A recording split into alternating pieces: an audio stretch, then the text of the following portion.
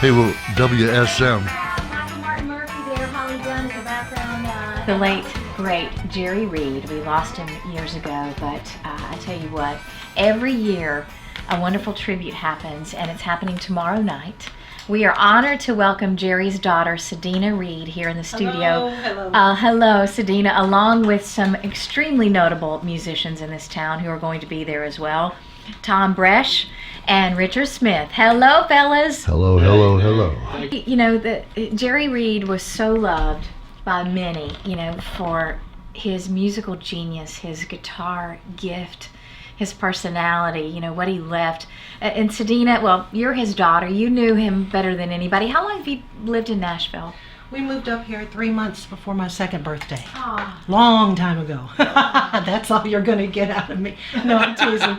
I'm teasing you. What is the one thing you miss the most about having your father around? Honestly, he was the one that brought all the beauty and laughter and fun. With an all-star lineup of musicians It's and country unreal, legends. yeah. Brenda Lee is coming out tomorrow night, for Yeah. heaven's sake. Yeah. How did this idea come about, Seidina? Richard Smith, this unbelievable guitar player to my left, he loved my dad's picking, and I think he met him a time or two. I did, yeah. So you tell him, Richard. I met him several times, and you know, was a lifelong fan of Jerry, and he passed away in 2008, and you know, it was like a private memorial, and that was that. And I thought, well, you know, we need to say goodbye in a musical, celebratory way to celebrate his music. You know, we need to say goodbye. We need to pay tribute. And I just kind of started calling people. Said, let's do something. Let's get together and play some music and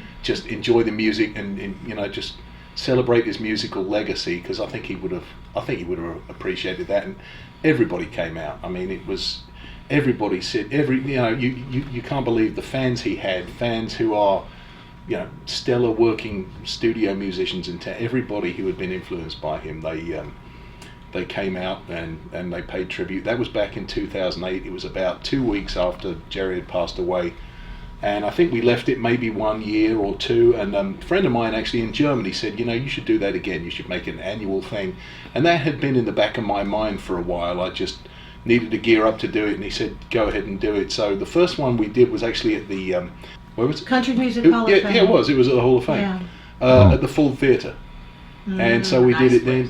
Yeah, and then we did it. We've done it every year since. We've done it at Third and Lindsley a couple of times, 2 or 3 times. We did it at the Cannery last year, and it's at Third and Lindsley again tomorrow night. And thrilled to be doing it, and just a stellar cast of musicians. I just want to carry on the legacy of his music and introduce more and more people to his music, because I mean, to me, there's a whole new generation of younger players, you know, even up to their 30s, even up to my age. You know, I was born in 71. Jerry got his first record deal in about 67. So he was kind of done with his record deal, his first major record deals, after about 77, 78. So there's a whole generation of people up to my age who don't really know much about him, and I think he can get rediscovered, because his music needs to be cut by today's artists, and that's really that's what I'd like to see happen out of all of this. I'd love to see Jerry's music out there. I'd love to see him rediscovered, and because it's just great stuff. It's, you know, it's part of my youth. It's obviously, and for me, that I'd like to see that, but I'd really love to see some of today's. I'd love to see a Jerry Reed #1. Well, you're holding the axe, so to speak. You're holding the guitar, and so can you imitate? Did you learn? Were you influenced so much? Can you do the chicken picking that he did? It's one of the little known Jerry Reed instrumentals. I mean, we're going to talk about the songwriting and everything, but I'll play you this one just because I've got this here, and I'm glad you asked. Here we go. Here we go. East Wind.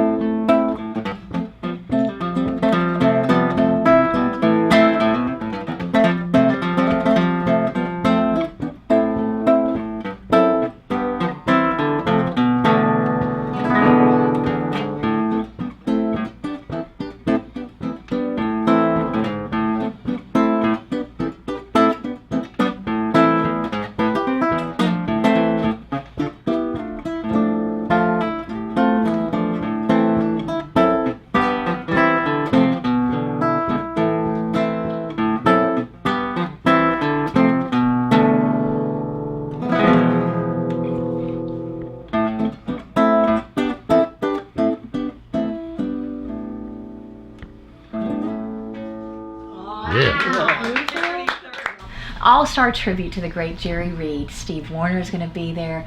Brenda Lee's going to be there. Brent Mason, all these great artists. Tomorrow night at 3rd and Lindsley, the conversation continues. Let's get you home, though, or wherever you're going, 533. Jerry Reed was a legendary musician and singer and songwriter and actor.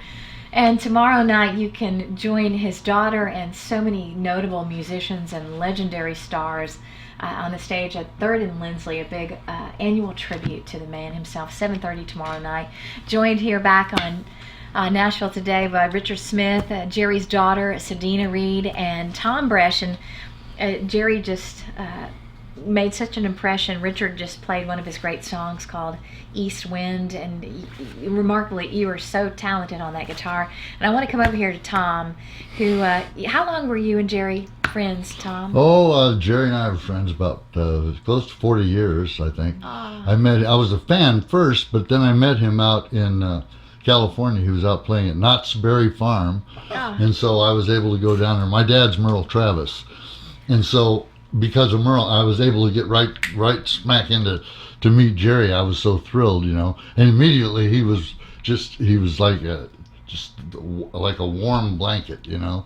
Well, look at you. You look just like him, see? And things like that. And That's a good impression. but we've been friends, and I produced a recording on him. We did a video project together, and then here comes another puff. That's that video that we did. Oh my! That you did that video? Yeah.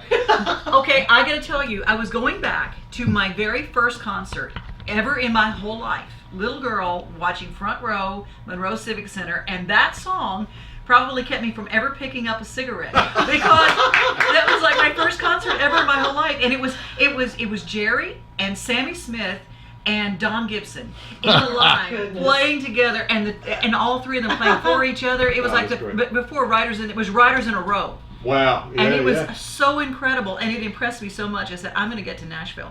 He said, Bresh, you got to go around all the studios down the row and get a bag and collect all their cigarette butts. We need a big ashtray with them overflowing for this video, see? So I was going down, everybody was saving me their butts up and down the row. It was it was a heck of a deal. And Jerry didn't smoke. He had stopped smoking by then. He was dipping, but he wasn't smoking.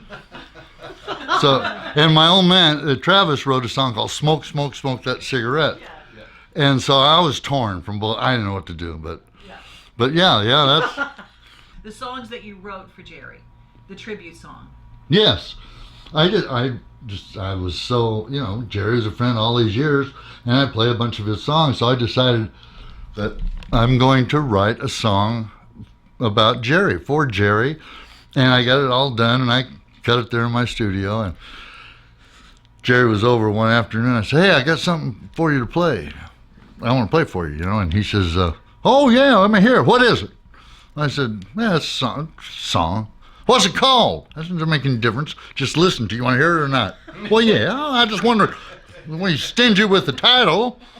So I played it for him, and he sat there and smiled and grinned and shook his head, and when it finished, he says, that's a good song, son. I said, thanks, Jerry.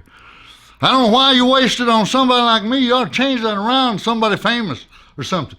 He would never, brag about himself. But the funny thing is, he would, what's that thing? Hey, Bresh, what's that? I'm here trying to tell a story. What's that thing that you wrote about me? What was it called? I said, I don't remember. Well, you do remember. Come on, tell me. What, I have to tell you? Well, say it. Will you say it? So I said, read between the strings. I knew that. I just want to hear you say it. You know him. It was 1960-something when I first became a fan. Elvis sang that drawn-out story about a funky kind of guitar man. Blown away from that day was more than I could stand. Who's picking that for the king? Who's making that guitar ring? When it took his break, there was no mistake. It was read between the strings. Oh, well, listen here. Come off here. Ooh. Well, it wasn't long till song about a man that they called Amos. Well, I took my money to the record store. I'm gonna help the dude get famous. There's no doubt I'd wear it out, cause I had to learn every lick. Yeah, I love to hear him sing, but the guitar always brings that unmistakability of read between the strings.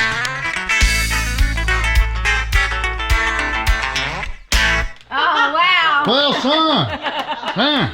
Read between the strings. That's Thom Bresh playing. What'd you play everything on there? Just Yeah, about? yeah, well, that was a secret project, I couldn't let it out, Well, that was. You are a talented man. We got some talented folks. Well, this is my first time to do this with these guys. So this is a treat.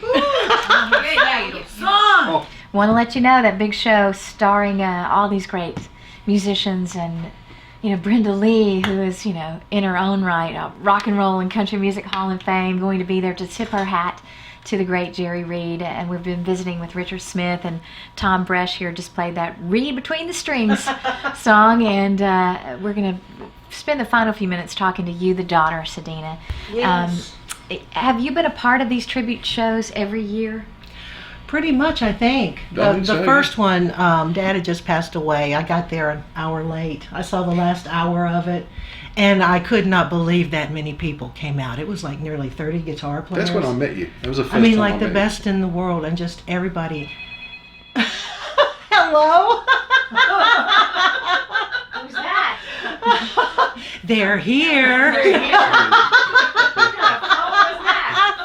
They're here.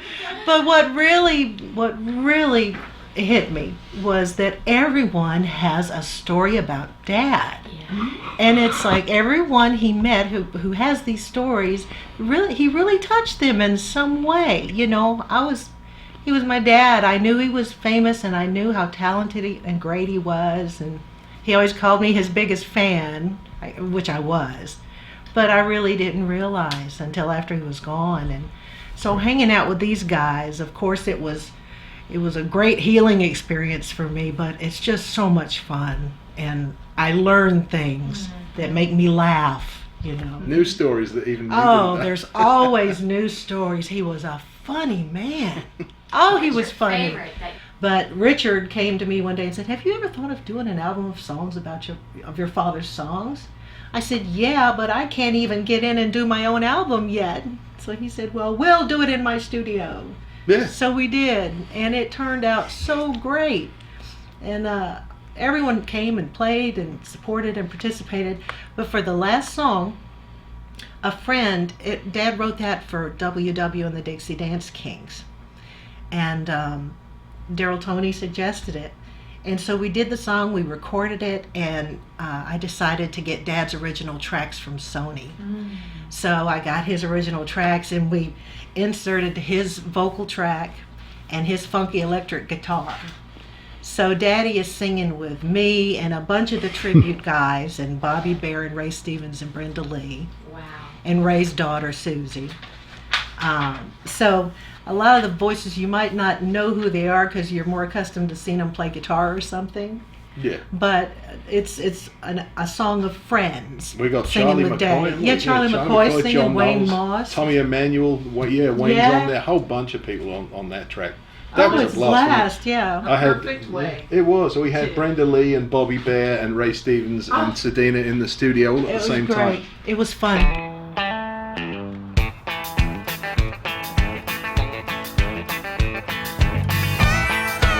Valley Coffee. This is all I've got in the world. Now this whole life ain't something that you live on by yourself. There always comes a time you need a friend. Sometimes this world can get so heavy, and the road can get so long, That you need someone to lend a helping hand. Well, I've learned life the hard way. Took all my knocks and lumps. But when I look back down the road of where I've been, I can see that all the things I've done in this old life has been more fun. 'Cause I shared them with someone who was a friend. BD TV.